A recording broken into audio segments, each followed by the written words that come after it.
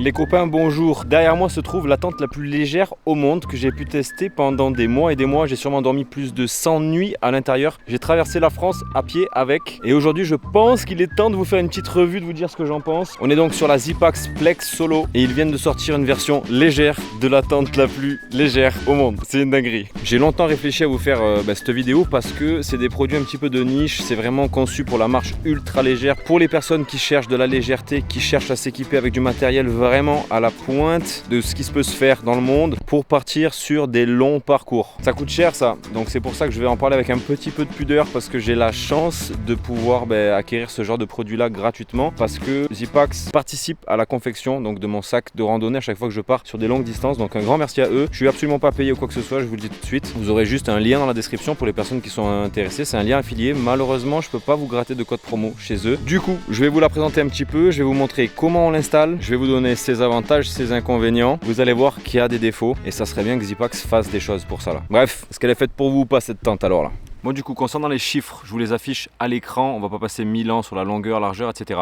Moi je fais 1m73, c'est une tente 1 place et demi.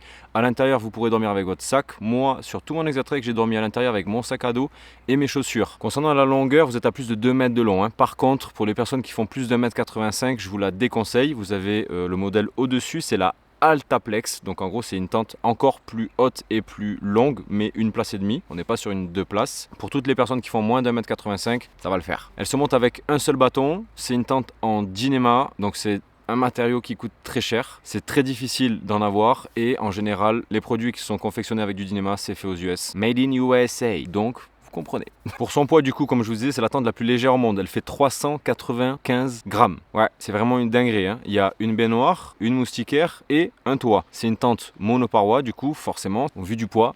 Et la confection est bien faite parce que du coup c'est un tout en un. Vous avez la baignoire qui est reliée à la moustiquaire et la moustiquaire qui est reliée au toit. Je trouve ça bien réfléchi avec une belle abside qui se ferme avec donc 2 portes qui se chevauchent. Maintenant ils ont sorti donc des versions Zipax avec des zips. Je préfère le système de zip pour tout vous dire, c'est un peu plus lourd mais ça fait moins de bruit et je trouve ça plus fiable, plus étanche. Comme je vous disais, il vous faut un bâton monté à 130-135 cm et 10 sardines pour la monter. Oui, c'est beaucoup. À l'intérieur, vous pourrez vous asseoir facilement. Vous aurez de la hauteur sous plafond sans aucun souci. C'est ça que j'aime bien sur cette tente, c'est que si on se trouve bien au milieu, malgré qu'il y ait le bâton au milieu, ça ne me dérange pas plus que ça, moi perso. Et du coup, on se sent vraiment dans un cocon avec un toit vachement haut, du coup 135 cm comparé à 90, 1 mètre, tout dépend les tentes en général. Donc ça, c'est vachement intéressant. Ce que j'aime bien aussi, ce qui a bien été réfléchi, c'est concernant le logo. Le logo Zipax a été posé dans un angle de la tente. C'est pas pour rien. Quand vous allez monter votre tente et qu'il y aura du vent, il faut que le logo soit donc face au vent pour que l'installation soit bonne. C'est un petit moyen mémotechnique comme ça de savoir comment bien orienter sa tente, bien réfléchi de leur part. Et en termes d'installation, je vais vous expliquer comment on l'installe. Pareil, c'est très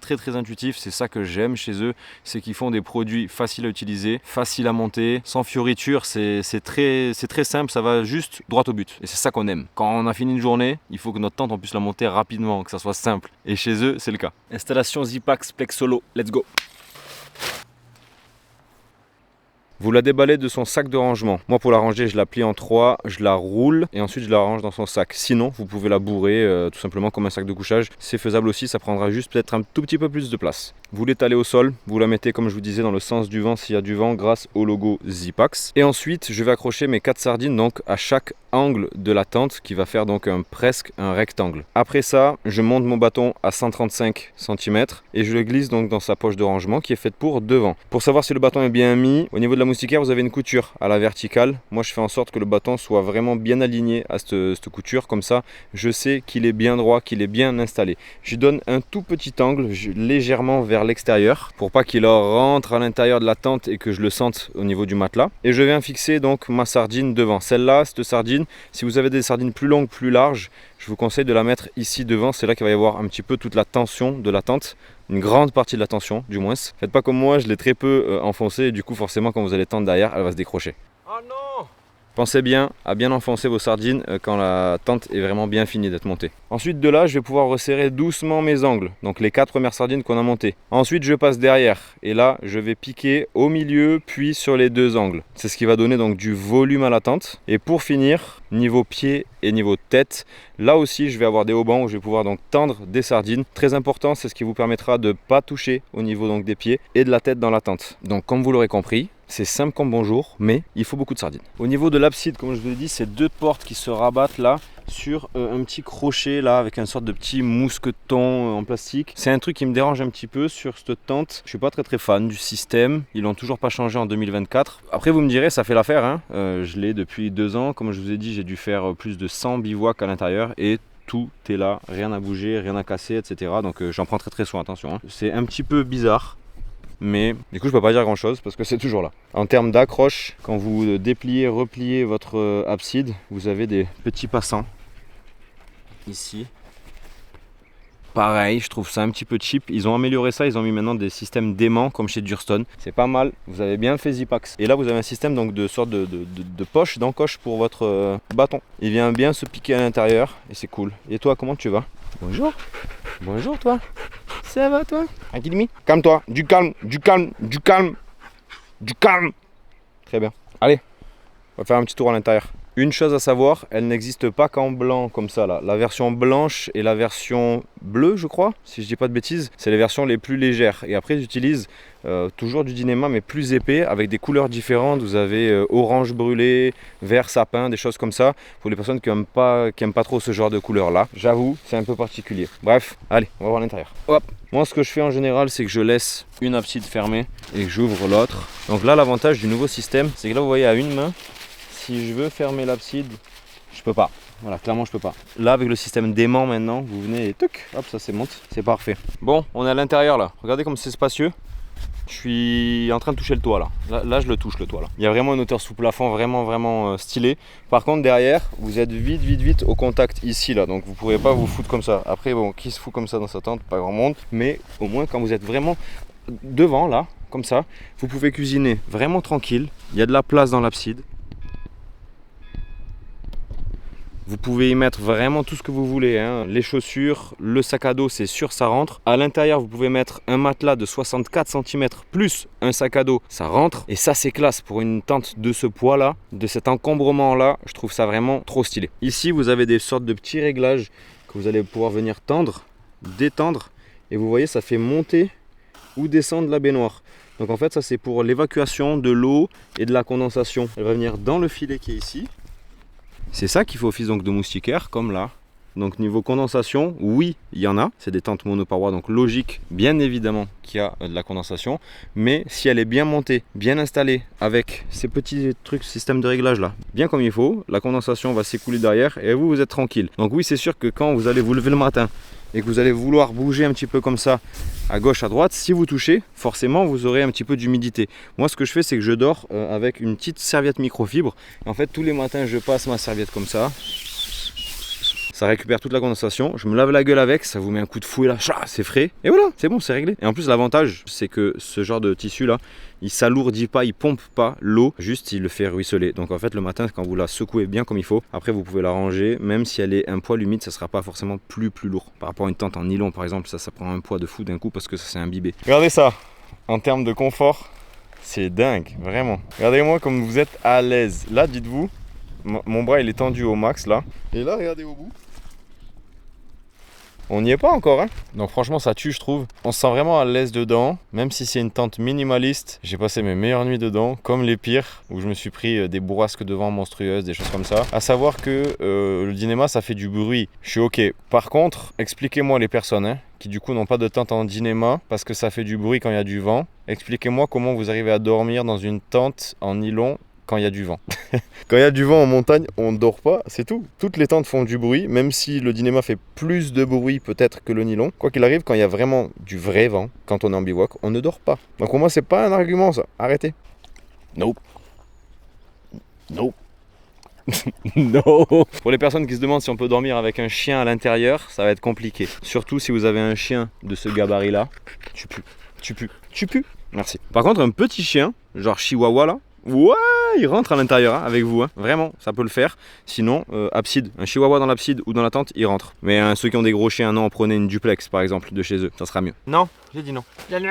Quand je vous disais qu'il y avait un truc chiant, c'était un peu ça là. Vous avez le bâton en plein milieu. Moi, ce que je fais, c'est que je me mets un tout petit peu sur le côté. Je me mets comme ça, ou vous vous mettez devant. Et là, vous êtes vraiment, mais plus que bien. Ou vous vous mettez un petit peu plus à l'intérieur. Vous vous mettez contre le bâton. Par contre, là, du coup, vous aurez une moins bonne hauteur sous plafond. Hein. Mais vous pouvez toujours venir bidouiller des trucs là ou là. Vous voyez, à l'intérieur ou juste au bord. Après, ça peut m'arriver, moi, je peux me foutre ici pour avoir une meilleure hauteur sous plafond, comme ça, et venir un peu bidouiller comme ça. Ça me dérange pas plus que ça, juste parce qu'en fait j'ai l'habitude, tout simplement parce qu'on peut pas tout avoir. Par contre, il y a un truc qui est bien aussi, c'est la moustiquaire. Vous prenez la moustiquaire, elle est assez fluide en plus, et hop, vous pouvez l'ouvrir et la fermer entièrement. Pas comme certaines tentes qui viennent juste faire un sorte de micro L là, un petit truc, ça s'ouvre un petit peu. Là, vous pouvez vraiment ouvrir entièrement en forme de U là. Pour la ventilation, faire entrer un petit peu d'air si vous voulez. Bon, du coup, ça fera rentrer un max d'insectes, un peu l'idée con. Mais c'est quand même pratique pour pouvoir venir placer des choses, venir chercher des trucs, c'est stylé. Et à l'intérieur, vous avez une toute petite poche là, avec un petit scotch en Dynéma qui est vendu avec. Ça, c'est fait pour si vous avez des petits trous, des choses comme ça à réparer. Enfin bref, voilà. Ah, un truc. En parlant de confection, faut dire ce qui est. Zipax, c'est pas les meilleurs en termes de finition. C'est les meilleurs en termes de rapport efficacité-poids. Ça, c'est certain et certain. C'est les produits les plus légers que vous pourrez trouver pour faire de la marche longue distance ultra légère. Mais en termes de finition, c'est vraiment pas les meilleurs. Je dis pas que la qualité des produits n'est pas bonne, c'est la finition. Les coutures, elles sont jamais très rectilignes. Tout est toujours pris dans le tissu, il n'y a aucun problème. Mais on n'a pas des coutures très droites. Quand il y a la surétanchéification des coutures avec du scotch en Dynéma, pareil, le scotch, des fois, il peut un peu onduler. Mais tout est pris, tout est bon. Hein. Mais attention, Zipax, attention. Ça fait 100 ans qu'on vous le dit. Ça peut faire peur parfois quand vous voyez ce genre de tissu là. Je suis d'accord avec vous. Qu'est-ce qu'on peut dire au niveau de la solidité? Écoutez, tout y est, tout est dit. C'est une tente qui est là depuis 2 ans. J'ai fait plus de 3000 bornes avec, du coup c'est certain. Je dirais 3500 bornes avec. En termes de résistance au vent, c'est du béton. Franchement, ça a jamais bougé.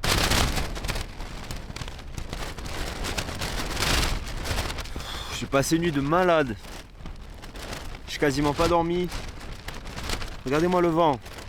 Ça s'est jamais arrêté. C'est un produit fiable malgré le fait que ce soit hyper fragile, on dirait. Pas forcément. Le Dynéma, il a de très bonnes propriétés. Donc n'ayez pas peur sur ça. On passe aux avantages, inconvénients. Bon, concernant les avantages, il y en a un paquet parce que du coup, c'est ma tente préférée. Premièrement, le poids, tout ça me paraît logique. Vous savez, je suis un grand féru de matériel ultra léger. J'ai besoin de marcher avec du matériel ultra léger pour faire de la longue distance. Au plus vous êtes léger, au plus vous fatiguez moins, au moins vous niquez vos articulations, votre dos, etc. Et au plus vous pouvez faire de kilomètres dans la journée pour avancer et pas passer 4-5 mois pour faire 1000 bornes. Donc voilà, premier avantage, sa légèreté indéniable. C'est la tente la plus légère qui existe, donc qu'est-ce qu'on peut faire de mieux ? Deuxième avantage, sa confection et sa facilité d'installation. C'est vraiment une tente qui s'installe vraiment facilement. Au bout de 2 fois, maximum 2 fois, vous aurez compris comment elle se monte. Et ça sera un jeu d'enfant pour vous, du moment que vous avez compris l'installation des 4 angles, de comment monter le bâton, à quelle hauteur, et bidouiller ensuite un petit peu à la fin pour que tout soit bien tendu, tout soit bien beau. C'est fini, c'est hyper facile. Et ça, c'est vraiment un gros avantage quand on a un produit qui se monte facilement après une longue journée de marche, c'est le top. En plus de ça, elle est spacieuse. Moi, ce que je fais, c'est que au niveau du toit, donc de la pente, je mets les affaires, les petites poches qui servent à rien un petit peu pour la nuit là, et moi je me colle contre la baignoire, contre la moustiquaire au niveau du bâton là, comme ça je suis calé et je suis pas cloué là-bas contre la paroi qui descend. Très bien, très bien. Troisième avantage de cette tente, c'est qu'elle prend pas plus de place que ça au sol. Il n'y a pas une grosse emprise. La duplex par contre, donc la 2 places, elle a une grosse emprise. Celle-ci, franchement, pas forcément. Vous voyez là, elle est posée donc sur un carré d'herbe, mais on peut trouver du coup un petit bout d'herbe comme ça ou un petit bout de plat entre des rochers dans la montagne.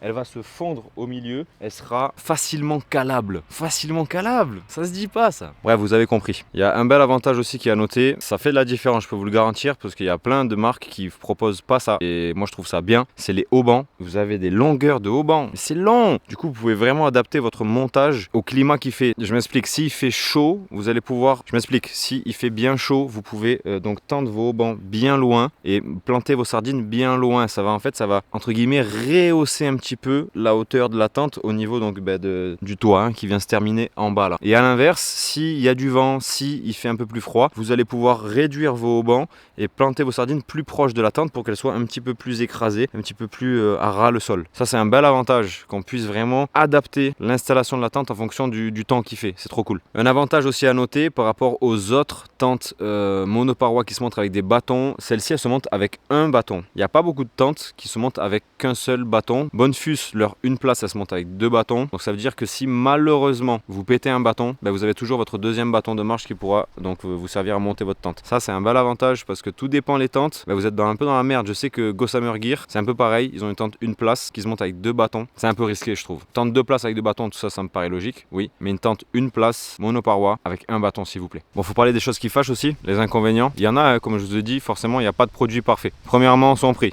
Elle coûte hyper cher. En plus de ça, il faut la faire venir des US, c'est un peu la galère. Il y a certains sites maintenant qui la revendent, dont lyophilisé.fr par exemple, mais c'est compliqué à avoir. Forcément, ça coûte plus cher. Enfin bref, ça coûte cher, tout simplement. C'est vraiment un produit de niche. Il faut savoir si vraiment vous êtes fait pour la marche longue distance, si vous avez envie de faire de la marche longue distance, si c'est pas juste comme ça sur un coup de tête, l'envie de se faire plaisir et d'acheter une tente hyper chère, hyper légère. Si vraiment vous avez comme projet chaque année de faire de la longue distance, de faire des longs trajets, vraiment achetez cette tente. Vous ne serez pas déçus et c'est la tente qu'il vous faut. Deuxième inconvénient, si on prend en considération donc celle-ci là qui est devant moi, la couleur blanche, c'est très difficile la nuit si vous avez de la pleine lune de bien dormir. Moi j'ai toujours un bandeau sur les yeux, c'est assez transparent donc si vous êtes à l'intérieur, qu'il y a du soleil, on va vous voir à l'intérieur, pas totalement parce que ça reste quand même à peu près opaque, mais si vous vous changez ou quoi, on vous verra en train de vous changer quoi, c'est sûr. On pourra pas distinguer si vous avez 4-5 poils au sgeg qui traînent, mais on vous verra un petit peu. Après ça fera un petit peu un système d'ombre chinoise quoi, si vous voyez ce que je veux dire. Par contre, si vous la prenez d'une autre couleur, ça sera plus opaque. Orange brûlé là ou un vert sapin, ça sera un petit peu mieux. Inconvénient, et pour moi le plus gros inconvénient de cette tente, c'est qu'elle se monte avec 10 sardines. Elle doit se fixer avec 10 sardines. Pour moi, c'est trop, clairement. Entre 6 et 8, c'est le maximum. Là, 10, je trouve que ça fait vraiment énorme. Elle est hyper facile à monter, hyper intuitive, mais du coup, faut planter 10 sardines. Si on est dans un sol un petit peu difficile, 10 fois, il va falloir taper comme un con. Et ça me dérange un petit peu. Alors, il y a un système à l'arrière. Vous pouvez économiser 2 sardines et avoir donc plus que 8 sardines. Mais je trouve pas ça super efficace. C'est forcément moins efficace que si on utilisait les 2 sardines de plus pour gagner vraiment de la place à l'intérieur. Donc vraiment, si vous voulez encore économiser du poids, vous pouvez prendre que 8 sardines et faire ce système-là, de relier les 2 sardines des côtés à l'arrière à celle du milieu. Mais ça ne sera pas de cette façon-là qu'elle sera la mieux montée. Bref, 10 sardines, c'est beaucoup. Alors un inconvénient, mais ça c'est pas propre à cette tente, c'est propre aux tentes monoparois. C'est sûr, vous aurez plus de condensation que dans une tente double paroi, c'est certain. Par contre, dans une tente double paroi, vous aurez quand même de la condensation quoi qu'il arrive. Du moment que vous allez prendre de la condensation en démontant votre tente le lendemain, vous allez coller la double paroi à la moustiquaire, c'est obligatoire. Donc dites-vous que le soir, votre moustiquaire elle sera mouillée. Ça imbibe l'eau, une tente en nylon, celle-ci non. Donc quand vous l'aurez bien secoué le matin, vous savez que le soir vous êtes tranquille. Il n'y a pas une autre surface qui aura pris l'humidité, qui aura pris l'eau. C'est un peu le but des doubles parois, d'avoir 2 parois pour être un petit peu à l'écart donc du double toit qui va prendre la condensation. Sauf que quoi qu'il arrive, vous aurez de la condensation. Dites-moi les personnes, soyez honnêtes, qui ont des tentes double paroi, qui n'ont jamais eu de condensation sur la moustiquaire. Dites-moi-le en commentaire, il n'y en aura pas. Je suis désolé, hein. Et soyez pas de mauvaise foi. Bref, du coup, en fait, il faut juste faire avec. Je fais avec et je me dis, pour 395 grammes, il vaut bien qu'il y ait des petites choses qui n'aillent pas. C'est obligatoire. Mais je préfère porter super léger, avoir une tente spacieuse malgré tout, avec un petit peu de condensation, qu'une tente à 1 kg, 1,5 kg, que je vais me charrier tous les jours, qui va prendre plus de place, qui va me faire chier parce que je vais devoir la foutre dehors, ou etc. Enfin bref, plein de petits détails comme ça qui font que, voilà, moi j'ai choisi mon camp. Je vous en ai parlé vite fait tout à l'heure, mais en inconvénient, vous avez le fait que Zipax propose des produits avec des finitions un petit peu moyennes. Je suis d'accord. C'est pas que leurs produits sont de mauvaise qualité comme je vous disais, c'est pas que leurs produits sont vraiment à revoir. Non, ils ont pour moi les meilleures confections de produits et les meilleures façons de faire pour avoir des produits les plus légers possibles. Sauf que, effectivement, quand on a le produit dans la main, on se dit putain, comment ça a été fait ça? Rien n'empêche, hein. Je vous ai dit plus de 100 bivouacs avec. J'ai jamais eu des gouttes d'eau à l'intérieur parce que les coutures étaient mal faites ou quoi que ce soit. Hein. Mais visuellement, je trouve pas ça super super agréable à voir des fois. Et je peux comprendre que les personnes qui achètent ces produits, qui reçoivent ça à la maison, qui se disent putain, j'ai payé ça autant. Donc je suis obligé de le dire. Effectivement, niveau finition, c'est pas top. Hyper Light Mountain Gear, c'est bien mieux. Par contre, c'est plus lourd. C'est tout aussi cher, voire plus encore. Durstone, c'est de très bonne qualité. C'est des produits qui sont très bien fabriqués, très bien conçus, très bien finis. Donc il n'y a pas que, hein. Attention, il n'y a pas que. Mais c'est les plus légers. Pour moi, c'est ceux qui proposent les produits les plus faciles à utiliser. Voilà. Inconvénient aussi, cette tente n'est pas vendue avec des sardines. Ça, je trouve ça par contre ahurissant. L'argument de Zipax par rapport aux sardines, c'est chaque marcheur ultra léger qui chipote vraiment sur le poids doit choisir ses items un par un. Et du coup, il y a des gens qui vont vouloir telle sardine pour économiser encore 10 grammes. Et c'est pour ça qu'ils laissent donc libre de choix aux gens d'acheter leur propre sardine pour pitcher cette tente-là. Mais moi, quand même, je me dis, pour ce prix-là, les gars, 10 sardines, en plus à vous, ça vous coûte rien. Donc fournissez des sardines, ça serait bien. Un conseil. Et du coup, je le classe dans les inconvénients parce qu'on n'a pas de sardines, on n'a même pas de haubans en plus. Faites un effort, s'il vous plaît. Merci. Bref, on a fait le tour un petit peu de ce qui était bien et moins bien sur cette tente. J'espère que j'aurai assez présenté ça en détail pour vous donner envie de l'acheter ou pour vous faire comprendre que c'était bien absolument pas la tente qu'il vous fallait. Dites-moi un petit peu si ça a été le cas. Dites-moi un petit peu si vous avez apprécié la vidéo. Si vous voulez d'autres revues sur du matériel que je peux utiliser, je ferai en sorte de le faire. Merci à vous et on se dit à bientôt. Mettez-moi en commentaire si vous utilisez cette tente. Quels sont les avantages pour vous, les inconvénients.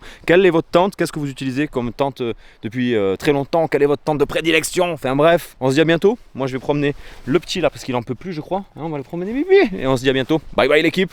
Que Dieu vous l'agrandisse. La vie bien évidemment. Allez, ciao. Oui on y va. On y va.